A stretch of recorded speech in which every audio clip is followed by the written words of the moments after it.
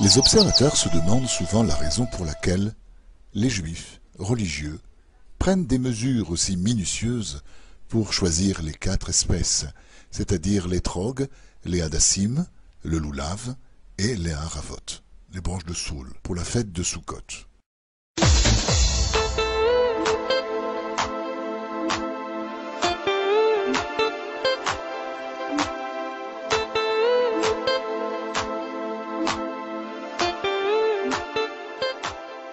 La raison toute simple.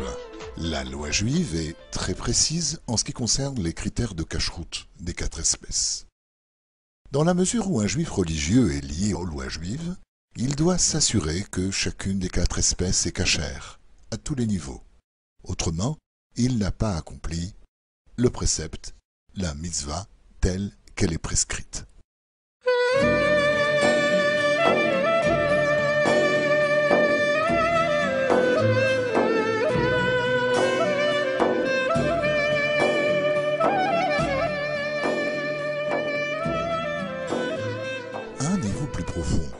Rabbi Nathan de Breslev explique dans le Likutei Halachot que les 4 espèces représentent les armes d'un juif et que celles-ci l'aident à vaincre l'impureté spirituelle. Il est donc facile de comprendre la façon dont les 4 espèces possèdent le pouvoir de rendre meilleure notre relation avec Hachem. שיעמול תחת השמש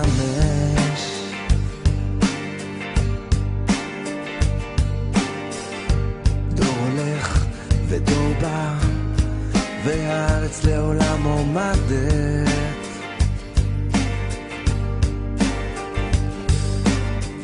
מה יתרון לאדם בכל עמלו מה יתרון לאדם בכל עמלו À Rosh Hashanah, les Mekatregim, c'est-à-dire les forces spirituelles du mal, déclarent la guerre contre les Juifs.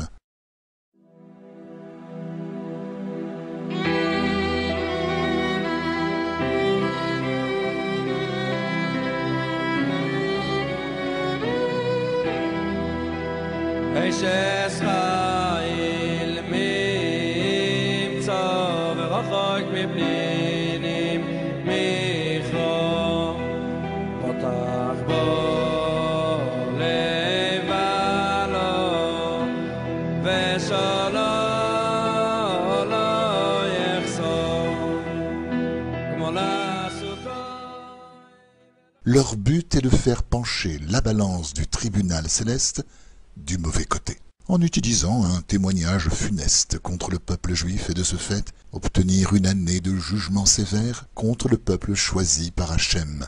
Que Dieu nous préserve.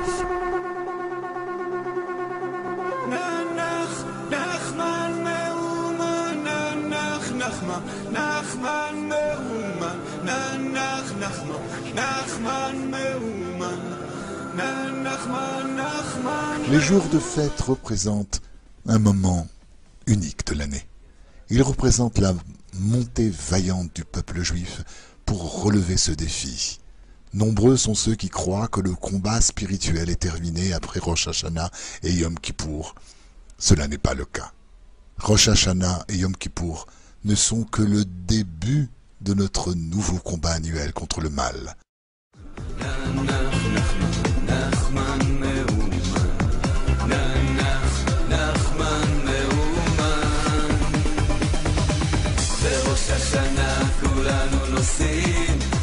ונרגשים עולים למטוסים נוסעים אל הצדיק אל הרבי של כולם הוא הבטיח לתקן את העולם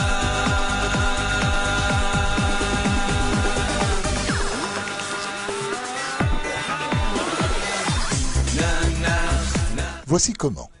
Le chauffard, corne de bélier, que nous sonnons pendant Rosh Hashanah, est notre appel au combat. D'autre part, le jeûne de Yom Kippour est notre préparation solennelle pour ce combat. Cependant, pendant la fête de Sukkot, nous prenons nos armes en main pour pour vaincre les Mékatrégim avec la force, la ferveur et la véritable joie dans l'exécution de notre mitzvah. Aucun ennemi spirituel ne peut résister à l'impact de ces 4 espèces cachères secouées à l'unisson dans sa direction.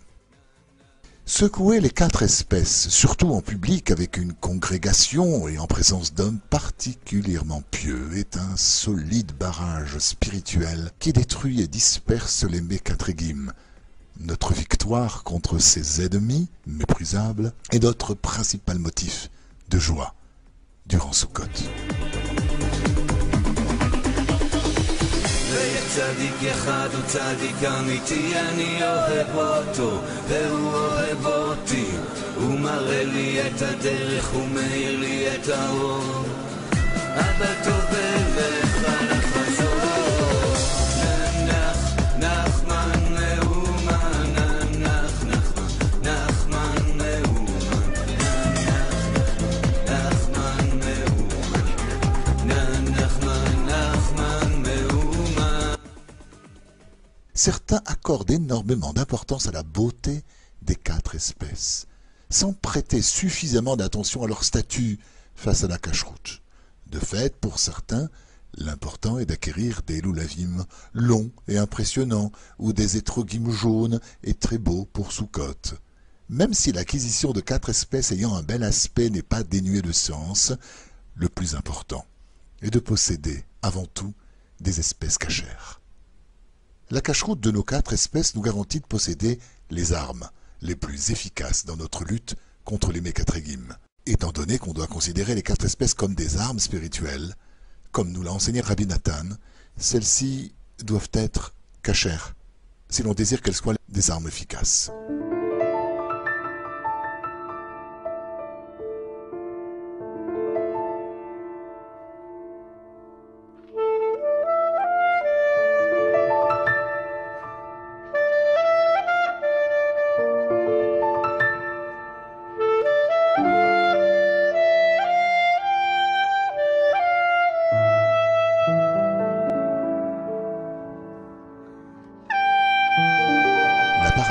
Qui suit pourra nous aider à comprendre ce concept avec l'amour d'Hachem.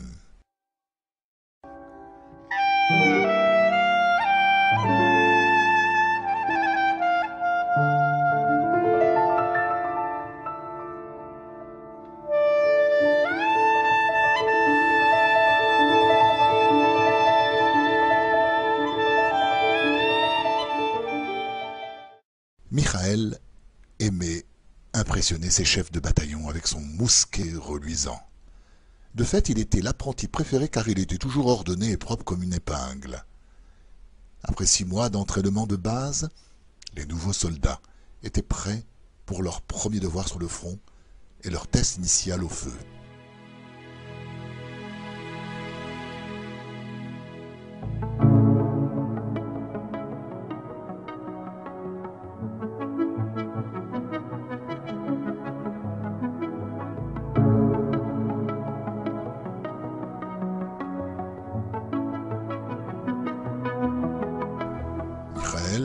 N'avait pas réalisé que le combat et l'entraînement au camp étaient des choses bien distinctes, il continuait à nettoyer minutieusement le canon de son mousquet pendant des heures sans fin, jusqu'à qu'il brille comme un miroir.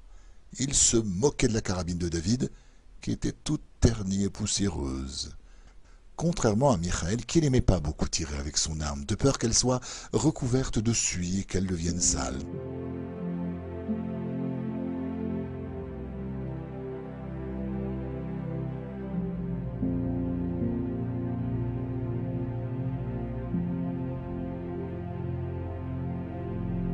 David passait tout son temps disponible en première ligne. Sa carabine était impeccable, sans aucune marque de rouille, bien huilée et en état de marche. Néanmoins, David ne gaspillait pas son temps avec un polissage inutile, laissant la précision de son tir impressionner l'ennemi plutôt que la brillance de son canon. Michael et David furent envoyés sur le front pour leur première prise de connaissance réelle avec le combat. Un bataillon ennemi se précipita sur leur position En riposte, David exécuta une succession rapide de tirs et il repoussa l'ennemi de son flanc.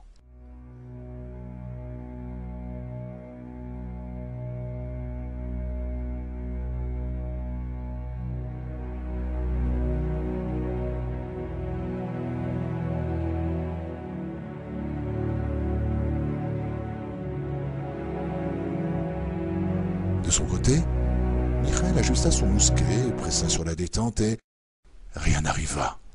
Si préoccupé à nettoyer son mousquet, il avait oublié d'insérer le percuteur.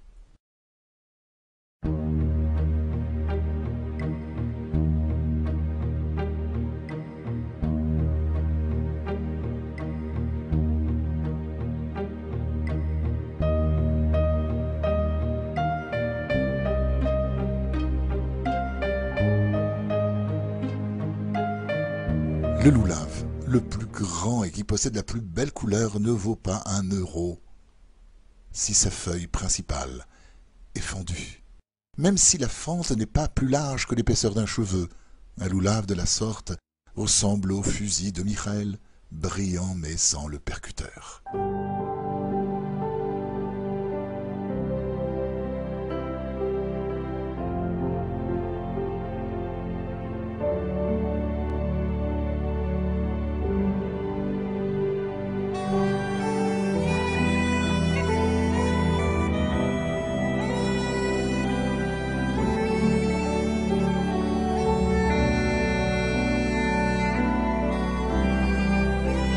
Avec les 4 espèces entièrement cachères, même si elles ne sont pas les plus grandes, les plus belles et les plus impressionnantes, on peut gagner le combat spirituel et se débarrasser de la présence du mal. Si nous réussissons à être les vainqueurs de ce combat, nous ajouterons de la sainteté dans nos foyers et dans nos cœurs. Amen. Bonne fête à tous et à toutes.